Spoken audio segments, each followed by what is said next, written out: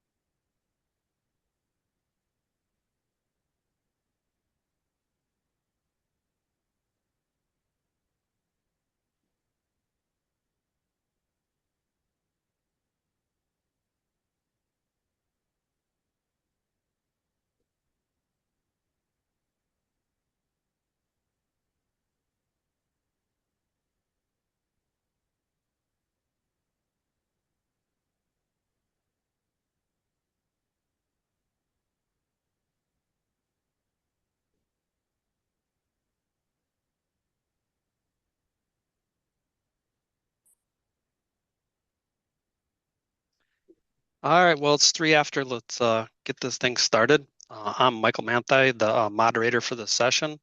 Uh, I'd like to welcome Jacob Heck. He's going to be our speaker today. Couple housekeeping items to note. Please turn off your video and your mic. That way we don't interfere with this presentation. Make sure your full name is showing on your on the screen. If it isn't, please type your name in the chat so we can get you credits for this class. At the end of the presentation, there'll be 10 minutes for questions and answers. So if you have any questions, by all means, we'll take care of them then. Or if you have something that Jacob presented, you have a question, we'll raise your hand and we'll stop the presentation. He'll answer really quick. Another thing, certifications will be issued in a couple of weeks, so keep an eye out for them. And then this session is being recorded, so just keep that in mind. And if you need a copy, let us know and we'll get it to you. And also, the Education Committee is going to have a lunch and learn on August 21st. The speaker will be Rick Linnell, so please put that on your calendar. With that, I'd like to welcome Jacob Heck from the NGS. All right. Yeah. Thanks for the introduction. And yeah, I'm happy to be here. Sorry I couldn't be at the state convention earlier this year, but I'll I'll get you some of the information that you need to know right now. I've been speaking on the National Spatial Reference System for quite a few years now. So this is just kind of giving an update of where we're at and also some ideas about materials that are available to help with making that transition, and even a little bit on how to maybe communicate with your leadership too as you go through and get ready to make this change. So, first of all, a little bit of background on what the National Spatial Reference System is. It's the basis for positioning in the United States. So we tell you where things are, how high they are, how far apart they are, and the direction between them, and the accuracy involved with that, plus the change over time. And with this new system that we're rolling out, that better encompasses that change over time. So this, this all goes back to 1807, the Survey of the Coast Act, signed by Thomas Jefferson.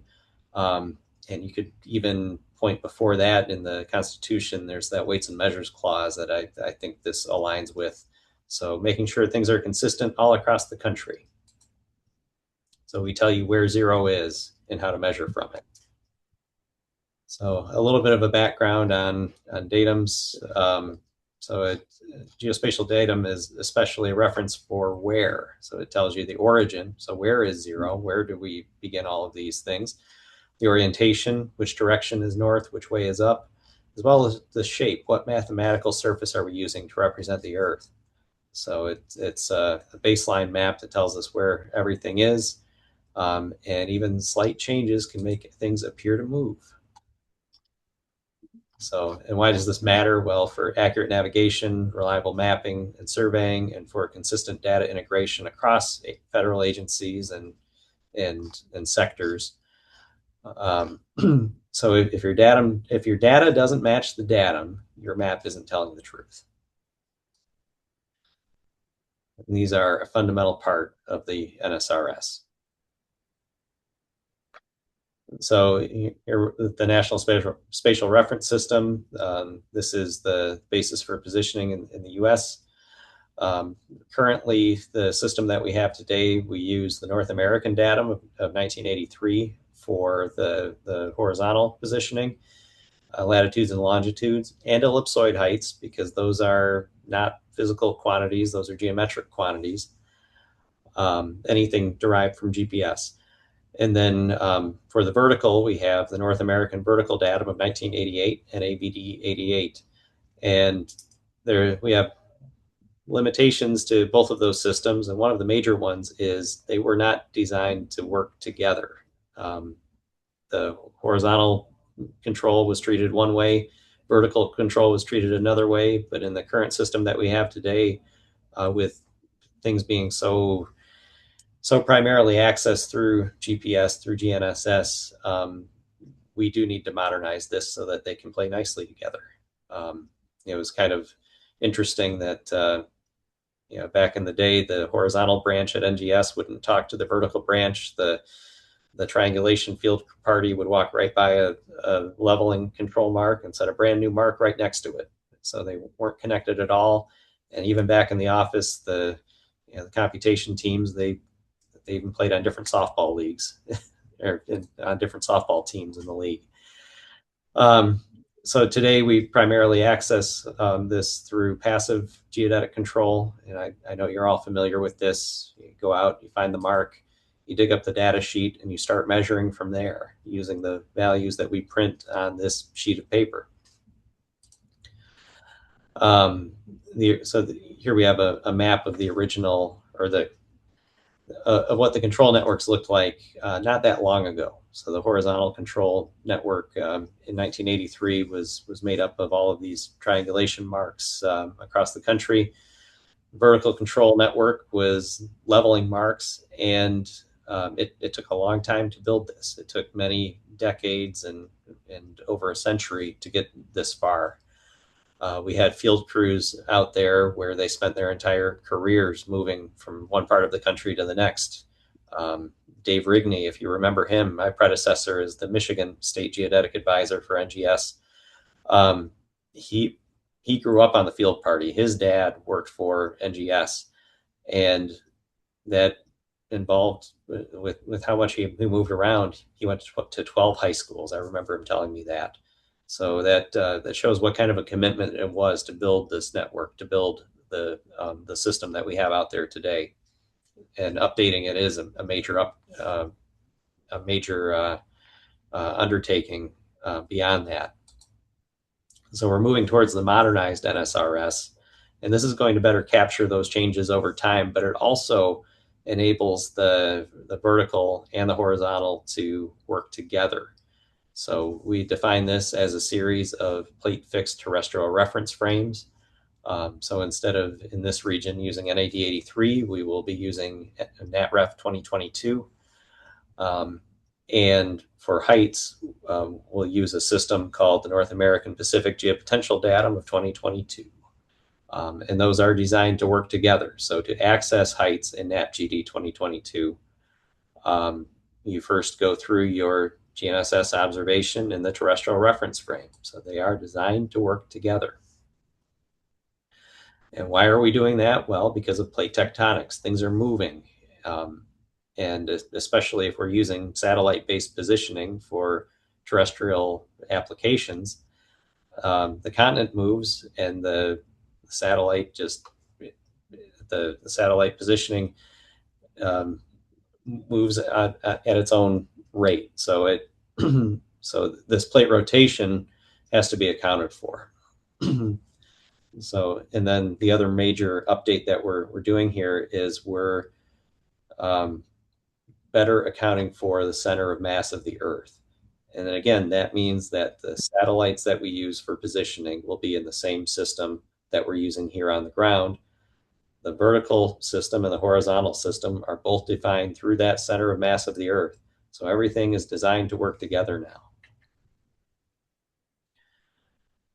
And these are the four regions that we have to cover as NGS, since we support civilian populations, U.S. civilian populations, wherever they are. And those are primarily in U.S. territories in North America, across the Pacific, the Mariana Islands and Guam, as well as in the Caribbean. Now, another major part of the process that NGS is involved with, so with developing, so each of those plate fixed terrestrial reference frames connect directly with the International Terrestrial Reference Frame, ITRF. Now, ITRF is determined from a series of geodetic techniques, one of them being GNSS, one being DORIS, satellite laser ranging, as well as VLBI. So all of those techniques determine one part of the process a little bit better than the other techniques do. Now, at the end of it, we have to tie all of those together to make ITRF. And then from there, we determine NatRef 2022. So one of the important parts of that combination is doing a local tie survey. So where these techniques are co-located at geodetic observatories throughout the world, all of the instrumentation needs to be tied together through a site survey. And NGS is right now is one of the premier groups in the world that does this. So our field operations people will go out to different parts of the world and measure in these different techniques to improve the ITRF. So that's a really important step. And here's a slide that shows the major space geodetic techniques that are used in developing ITRF. So I think we're most familiar with GNSS, where we have the satellite broadcasting down and being received on the ground. DORIS kind of works in the opposite direction, where the transmitter's on the ground and it's received at the satellite. Satellite laser ranging, a laser shoots up to a reflector either on a satellite or on the moon, and it comes back down, and much like an EDM, it's the same concept. And then VLBI listens to quasars way far out there in space, and sees any variation in them at the different observatories around the world. And so no matter how accurate each of these techniques is, a ground survey is required to tie them together. So what a major reason for modernizing the NSRS is has to do with deficiencies in NAVD88. So NAVD88 has a known tilt built into it, as well as a bias. So as we go from Florida up to Washington, we have about 4 feet of change, 4 feet of slope in the datum that needs to be corrected. And that effect is even greater up in Alaska. Now, leveling is a very accurate measuring technique over short distances. Now, as you walk from one end of the country to the other, thousands of miles, each of those little systematic errors start building up. So by the time you get to the far end of the country, that becomes very significant. And then another drawback to NAVD88 is its access through these passive control marks. So those are susceptible to damage from snowplows or from tractors or road construction. But we also have issues such as subsidence that our colleague here out in California is demonstrating. So you can see that over 25 years, the ground in the Central Valley of California subsided about 5 or 6 feet. So that's a pretty major impact on a vertical reference system that leveling really can't effectively account for it with just given the mechanics of it. With GNSS, however, you can track this. So we do need that unified frame. So um, so NAVD88 is being replaced with the North American Pacific Geopotential Datum of 2022. This is an all-encompassing suite of models that covers a quarter of the Earth's surface, and it goes out to the far reaches of U.S. territories. But it provides a consistent system of a geopotential model to use as a basis for heights worldwide.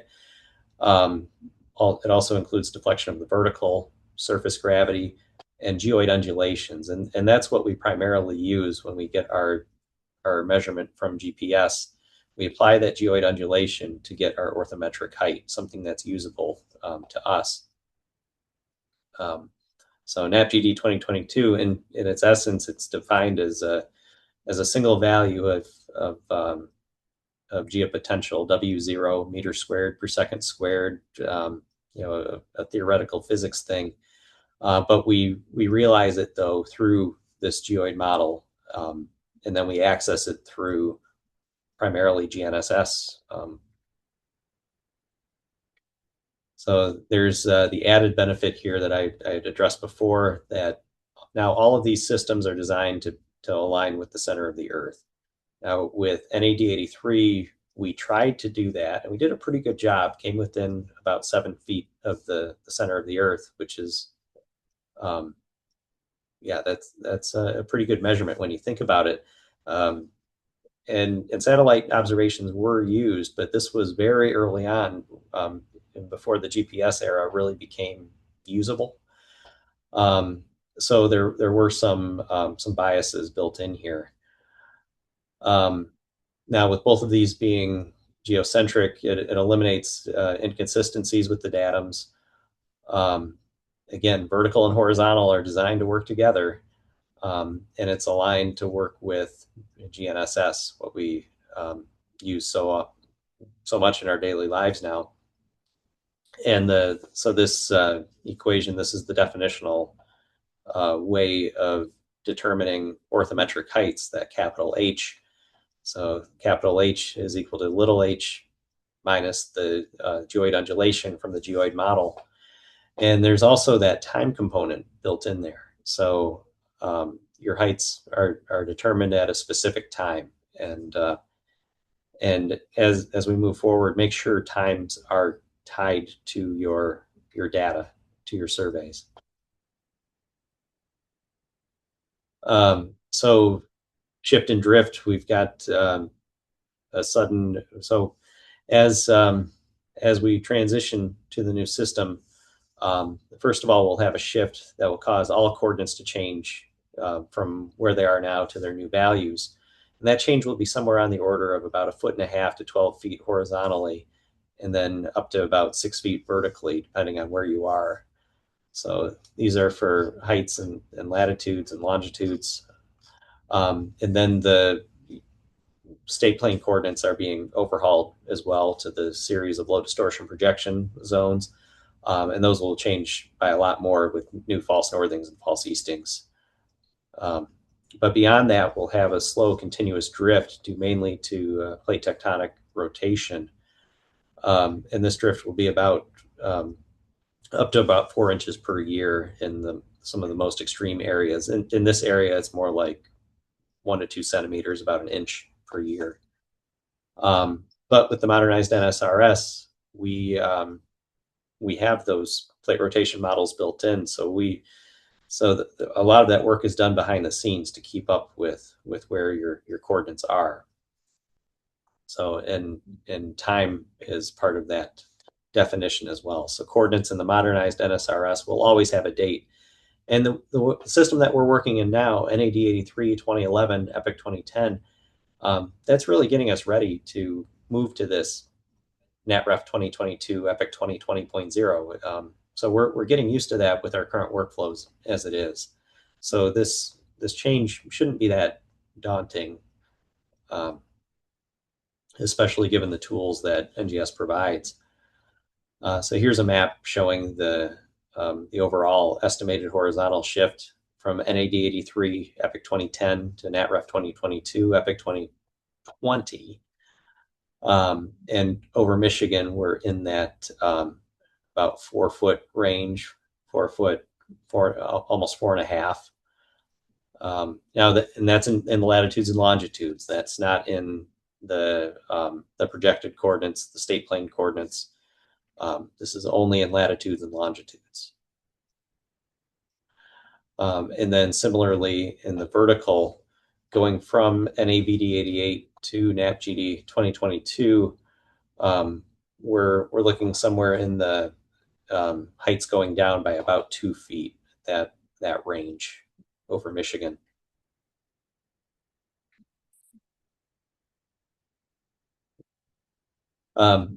So the definition of NatRef 2022 is based on ITRF 2020. NGS went through and determined core's coordinates and core's velocities on all of the stations in the national network nationwide. We wrapped this project up last year as part of our multi-year Core Solution 3. So what that did is it took the full time series of cores data at all of these stations, and it brought those coordinates to ITRF 2020. And here's what the velocities look like in ITRF 2020. So you can see this pretty consistent rotation effect as we go across the continent until we get into that plate deformation zone out west. And then, of course, on the Pacific plate, Southern California, that's moving in an entirely different direction. So if we go through and we take out the Euler pole rotation, and we call that Euler pole because that defines how the overall plate is moving. But if we take that out, the residual velocities are really tiny, especially in this area. Now, as you get into that plate deformation zone out west, you do see some more residual velocities, and then even more out in California. And then this IFDM 2022, that's the deformation model that kind of accounts for what remains after you take the plate rotation out. So we treat these as rigid plates, but they are doing some moving, some crunching internally as well that has to be accounted for. But again, that's really minor with the area that we're looking at here. So the interframe deformation model does a really good job of accounting for that residual motion. Now on to state plane coordinates, where we make the Earth flat one zone at a time. We're currently operating in the system. The NAD 83 version of state plane coordinates has 125 zones nationwide. In Michigan, that's the Michigan South, Michigan Central, Michigan North zones. Now, NGS worked with user groups within the states, including in Michigan, that task force. Or I'm trying to remember the name of what the committee was that had so where Jim Leach was working on it, and Bob Birch, and there were a handful of others who led that up. Um, so this time around with state plane coordinates of 2022, NGS did design some of the zones, including a statewide zone for every state. And then we worked with our stakeholders within the states to design the any additional layers to the state plane zones. So that gives us 953 zones total across all of the states and territories, which that's a lot to keep track of. Um, but on a state by state basis, it's really not that bad.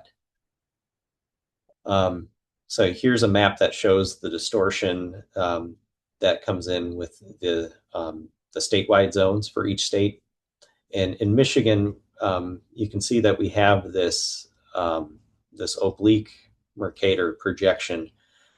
Given the shape of the state, where we have that instead of a north-south central meridian, we tilted it a little bit to minimize distortion overall across the state.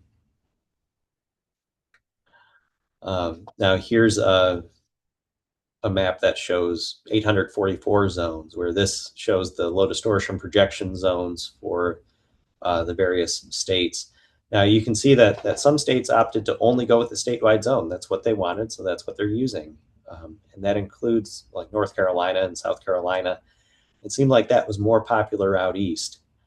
And then up in the northeastern states, we kind of we took the existing state plane designs and we just modified it. So, for example, New York today has I think it's 5 zones, and with the next time around, we're doing the same thing, 5 zones, just with parameters for the new system. But then you get out into the central part of the country, and we get a lot more zones. And I think a lot of that had to do with several of these states that had already moved to a county coordinate system, and NGS never adopted any of the county coordinates. This was something that the states did on their own. So they're kind of transitioning that to the new system, and some of them had to get exemptions. Ohio, for example, had to get some exemptions there, where they have 1 zone per county. Now in Michigan, the working group decided to not do county coordinates, but to do, I think it's 18 zones, and I've got a slide on that coming up. But it does minimize distortion, and the zone boundaries follow county lines for the most part. There's one exception with Isle Royal because it's so far away from the rest of Keweenaw County. Um, so rewinding this back, the current system with State Plane 83, let me toggle between these. So you can see that everything is pretty much green, so very minimal distortion, very minimal grid to ground with the current or with the new State Plane 2022 low distortion projection zones. Rewinding that back to the 83 zones, you can see that we get more distortion. So this is just a comparison there. Yeah, and we're looking in that up to about 200 parts per million, as opposed to less than 50. Now in Michigan, I've got the 20 parts per million later turned on with the map on the left. So this shows where the low distortion projection zones are, and where the boundaries are. So we kind of grouped it in ways where distortion would be minimized, but also did our best to keep common municipalities together. So Macomb and Oakland and Wayne County are all kept together with this design. And then we have the statewide zone on the right. So I talk about grid to ground, and so with if you cut a line across the ellipsoid, this is how the current system is designed with State Plane 83. I know in Michigan we did something a little a little fancier with it, but the idea is the same. There's an ellipsoid with a plane cut across it, and then we project the coordinates to that. So this is the grid system. So the map distance here in red would be shorter than the ground distance up on the topography, where so there's this because you're further away from the center of the Earth. So as you get further and further away, you get more distortion. So um, higher areas topographically have more distortion, and also as you get further from the central meridian and central design area, you get more distortion. Now with the new system, instead of designing them at the ellipsoid, these systems are now, or these zones are now designed at the projection surface, or the projection surface matches the topographic surface much better. So there's still some distortion, but it's minimized because you're working closer to the ground. So grid and ground are designed to be closer to the same surface. Okay, so we're transitioning here a little bit to how to plan um, for moving to the new system, to the new to the modernized NSRS. And NGS has been working with industry partners to make sure that they're prepared. So as you go through, so what kinds of software will be affected? So anything that you use where you collect, visualize, or transform or store spatial data are being updated. So the tools for directly collecting and recording geospatial observations in the field, ensuring accurate location data for surveys and operational activities. So this would be your field software like Trimble or Hexagon. This would be geospatial visualization software, transformation software, or spatial database management software. So we're working with industry, and we've hosted multiple industry workshops so that way commercial partners are prepared. We also work with the open source community and with the standards groups so that way these new design parameters are done in following the standards and that they're easy to integrate into the software programs. So if you're talking with your software vendor anywhere at any part of the process, I know with NGS we've talked with quite a few, but it doesn't mean we've caught everybody. So this is a good conversation to bring up to make sure that they are prepared, that they are getting prepared. So NSRS modernization, we're getting really close. We began this effort back in 2007, and we're getting closer and closer to that finish line. So we're doing a preliminary release in phases. As products are available, they move up to our beta NGS website, which I'll get to soon. The initial release began last year, and we anticipate the final release to come through this calendar year. So by the end of 2026, we expect to have all of the tools or all of the pieces ready, all of the models and some of the tools on our NGS beta website. That means that they are available for public testing. Once those are all available, then we give at least a 6-month time window for testing before the final release of all of the products. So we'll put everything up on beta and make it available, and we'll allow at least 6 months for evaluation. And then after those 6 months, then it becomes final. Then we have the official new National Spatial Reference System. So part of that process will involve putting out a Federal Register notice that gives the date of when the adoption will be. So again, we need at least 6 months from when that Federal Register notice goes out to when formal adoption of the NSRS happens. And that will start at the federal level, and eventually it will work its way out to everybody. Um, and I know even recently some municipalities, some groups were still working on NAD 27. So adoption can take a while, but this time around, I think it's really important to start adopting as early as you can, mostly because this system is designed to work with the technology that we're using today, the technology that we've been using.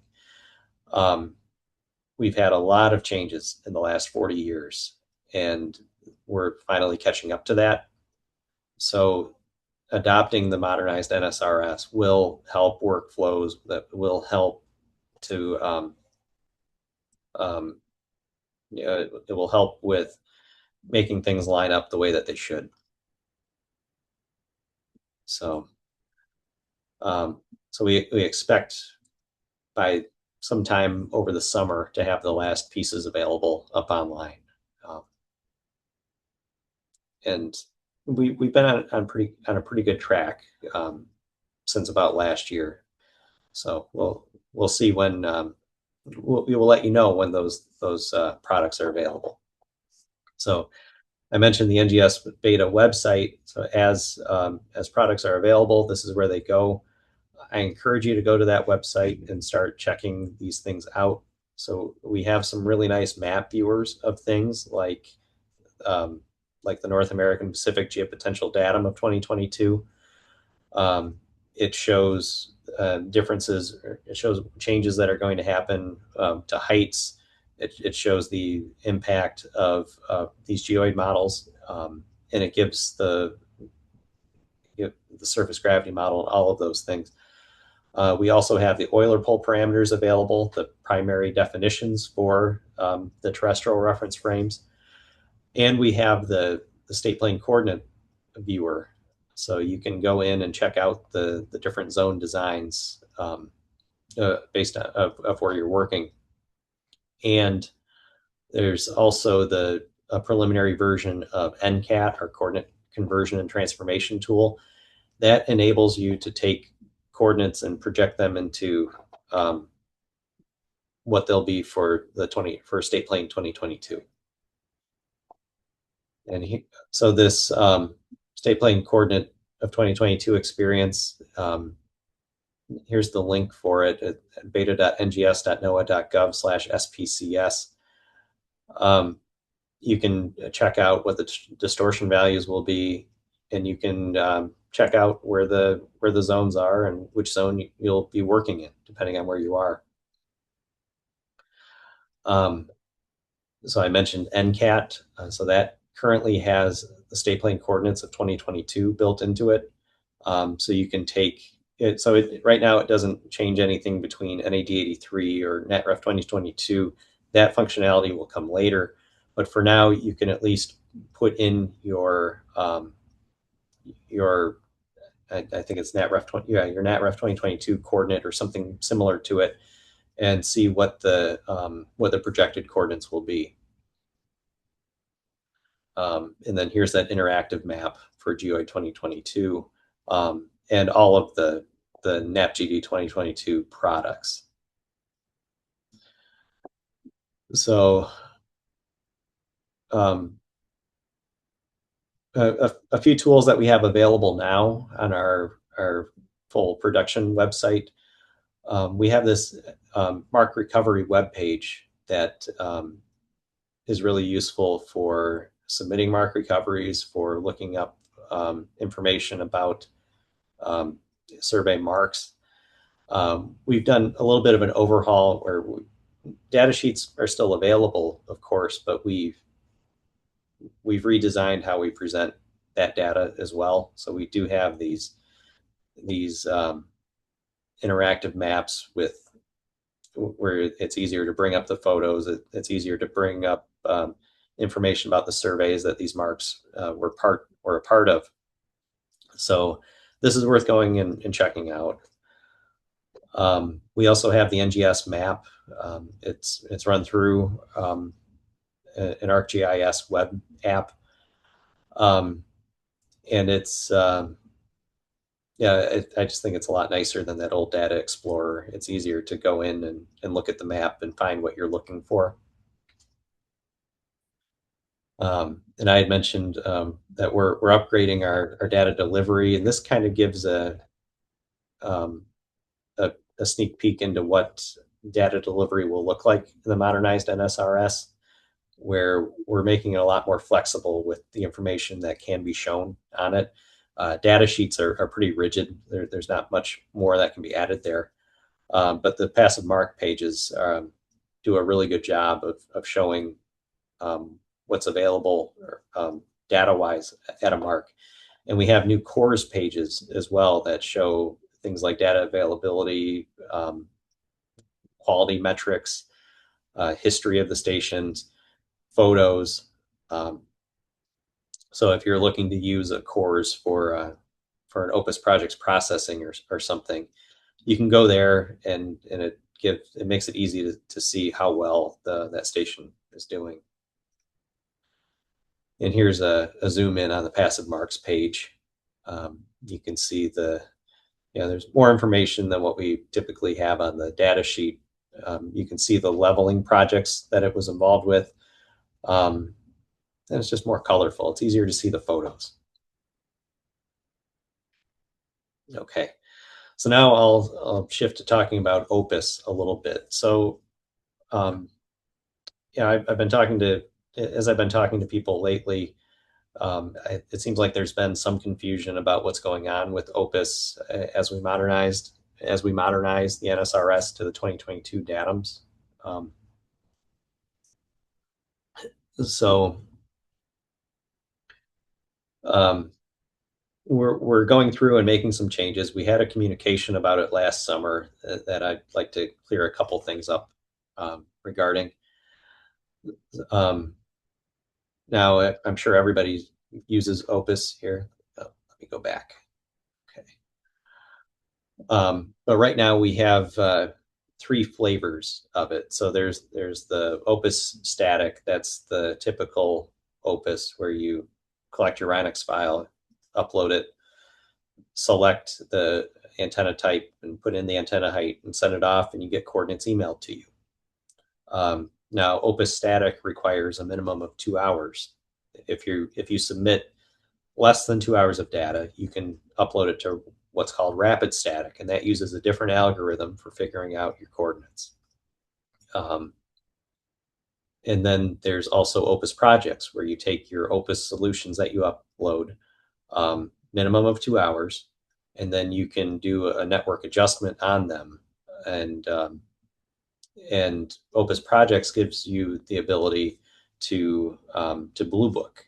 So if you collect new data or set new marks, you can use Opus projects to get that information into the database at NGS. Um, but the current Opus, it's GPS only, um, and it has that 2 hour limit.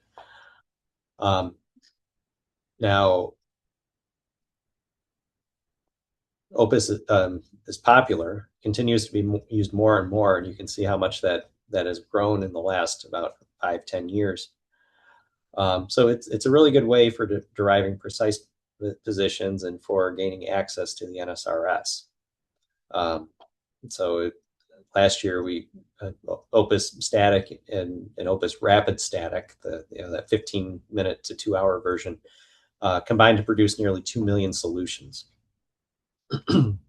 So studies show that when processing a 1 hour occupation in Opus rapid static, it produces horizontal coordinates with root mean square error less than a tenth of a foot, and ellipsoid heights less than 1500ths of a foot. So these errors get even smaller as you occupy longer. Um, if you occupy for 4 hours or more, we enable you to share that solution because the results get that much better. You have that inflection point there. Um, so, like I said, we did have an NGS news bulletin last July that said that the existing code base for Opus static would be updated to work in the modernized NSRS. So its functionality will be very similar to today's tool with a few important details worth highlighting. So first of all, it will be made capable of processing multi-GNSS data, so you can get GLONASS, Galileo, and Beto in there. Um, it will continue to support the sharing function, and it's also being modified to process occupations shorter than 2 hours. So this is with the modernized NSRS rollout. So Opus will be available, and it will be available for sharing. It will be multi-GNSS, and it will work down to 1 hour.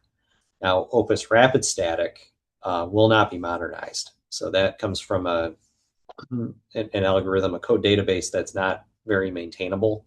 So we've decided to discontinue that. So your 15-minute Opus Rapid Static solution that you can get nowadays, you won't be able to do that when the modernized NSRS comes out. So the other big news was Opus Projects 5, the current version of Opus Projects on our website, will not be modernized. And that has to do with, that's another capacity issue. Since people are using this tool to submit GPS survey projects to NGS, we will give at least a 6 months notice about when it will be deprecated. So very similar to the rollout of the modernized NSRS, we're giving 6 months advance notice. And then lastly, in this announcement, we pointed out that NGS is beginning development on Opus 6. So this is the next generation of Opus. It will be a fresh rewrite that will be multi-GNSS. It will incorporate our new GNSS processing software into it. It will incorporate all of the models and tools that we have. And I'll get to what the steps for that will be. So kind of summarize the development phases here. So right now we have Opus Static version 5.1. We are very soon rolling out an update to that Opus Static 5.2. So this is the first phase of this update. So it enables Opus S to work in the modernized NSRS. It can process multi-GNSS data files as short as 1 hour, and it works for sharing solutions in the same workflow that we have today. So, so that development is complete. It's undergoing internal testing, and it should be made available to the public fairly soon. So here's a summary of those upgrades. So in addition to being multi-GNSS, we're doing a couple of other enhancements. So Opus 5.2 will now process the 3 baselines simultaneously as opposed to sequentially. So the way that Opus works now is it does 3 baseline solutions to cores nearby, and then it averages them. Now the new version will do a type of network adjustment on it.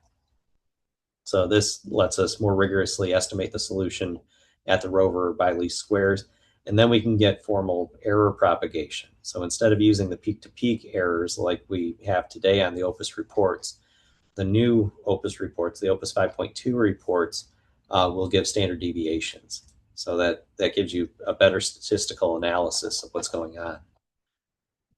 We're also moving towards Rhinex 3. So you can use Rhinex 3 now in the current Opus S, but Rhinex 3 will be the primary way of uploading your files for Opus 5.2.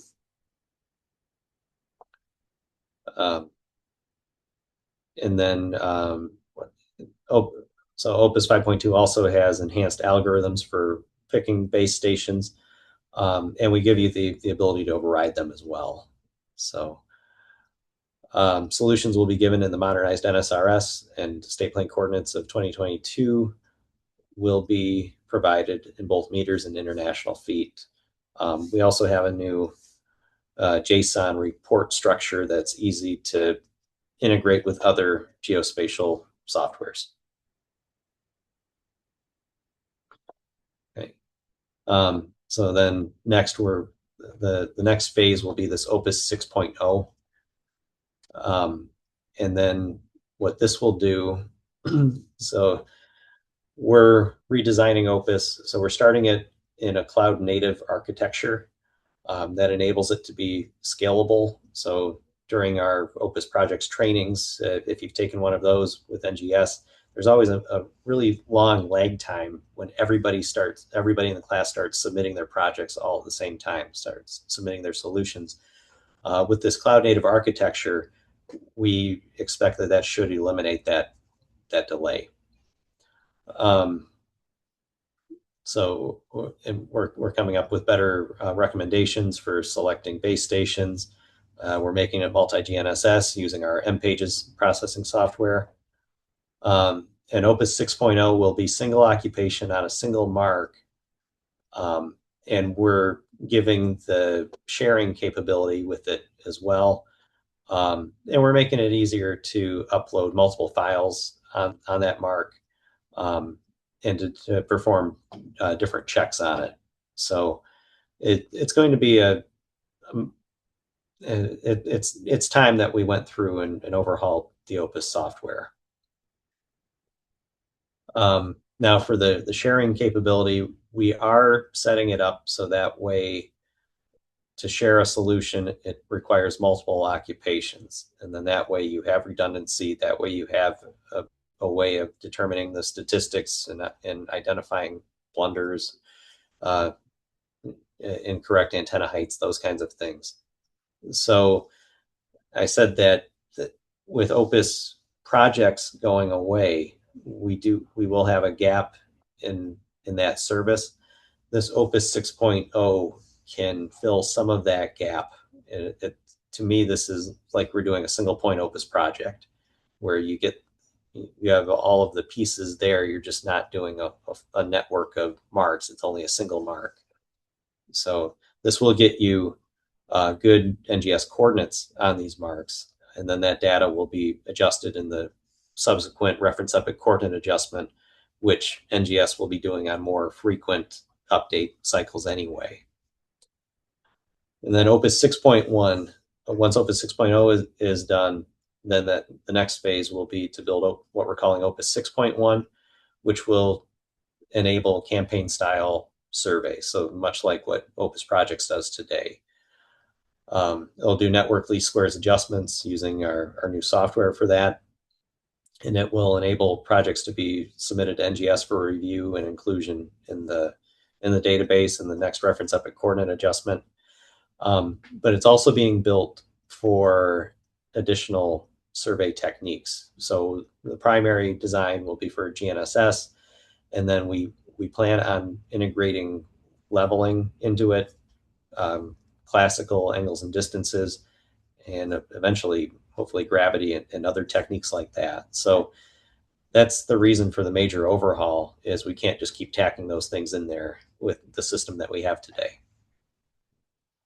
So as I start winding down on time here, so with NSRS coming out, modernization coming out here soon, um, like I said, NGS is working with partners to help the user community be prepared to adopt it. And I have some links here, some QR codes for what some partners have built. And I really want to highlight what NSPS has put together because they've got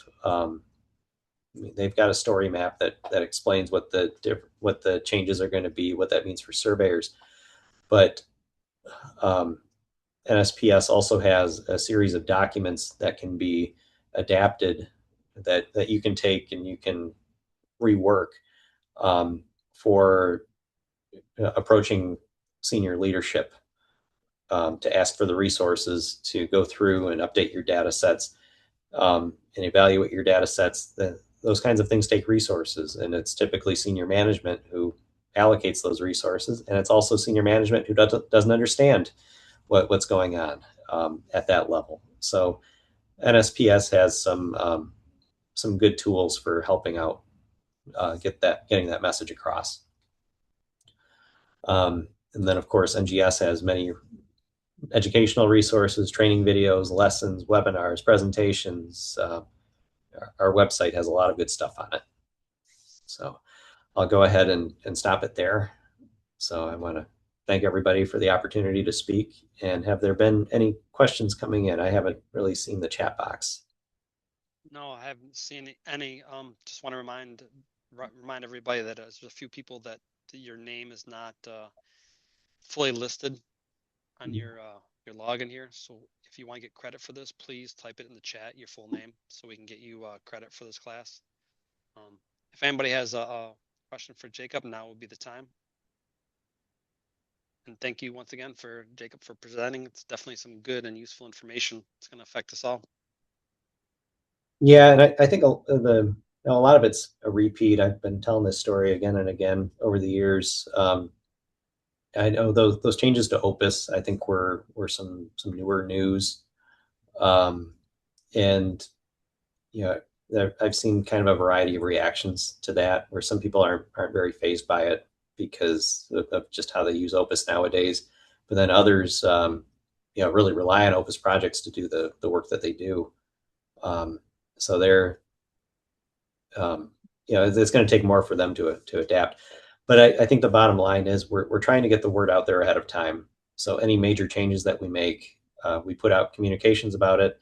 And if there is a major change like deprecation of Opus projects, like the rollout of the modernized NSRS, um, we give at least a 6 month comment period.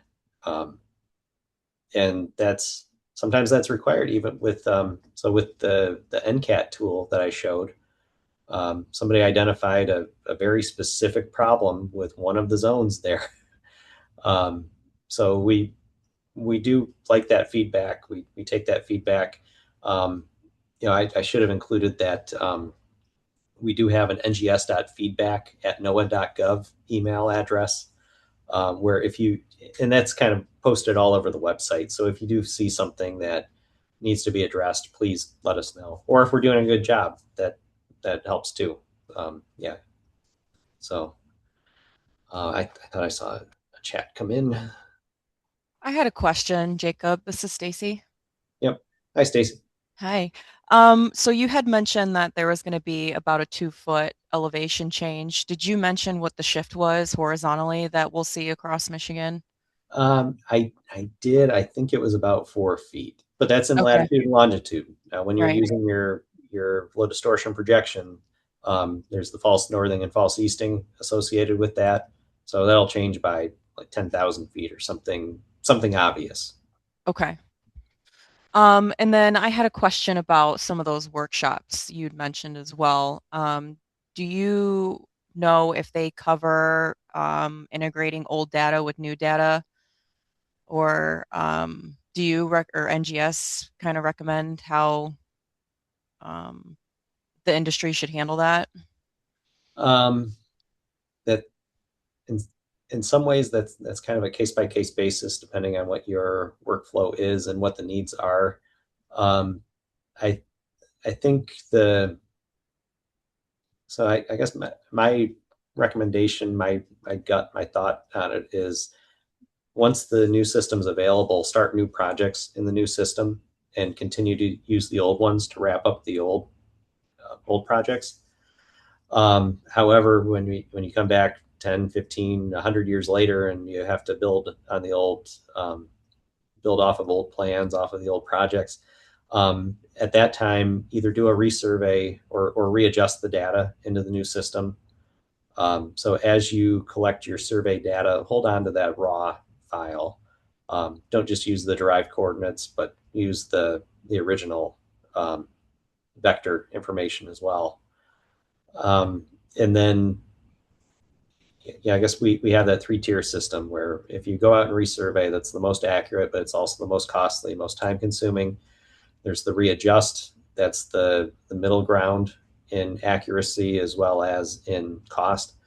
And then that bottom tier is transform using that NCAT tool. Now, when you do those transformations, your errors compound, so they do grow. But in many cases, that could be good enough for what you're trying to do. Okay, thank you. That was a great response. I appreciate it. Yep.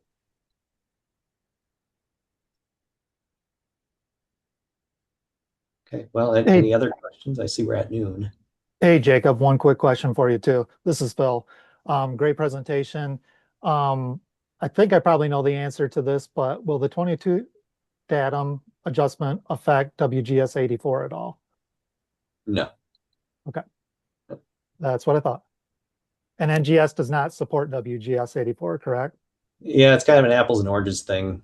Yeah, WGS 84 is a navigation reference frame. It's developed by DoD. The way that they put it together, it's kind of all the information isn't out there publicly, and it's only tied to very few stations. It's not as robust as ITRF. ITRF is determined by 500 plus stations worldwide, with all of the data being publicly available. So if you really had to, you can go back and do it all yourself if you wanted to. But yeah, consider them two separate things.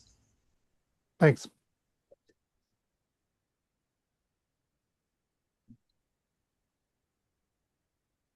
Anybody else have any comments, questions?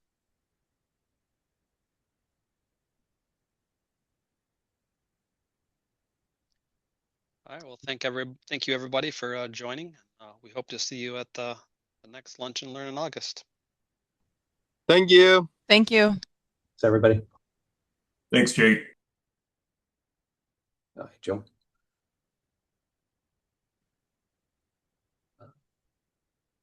Stop sharing.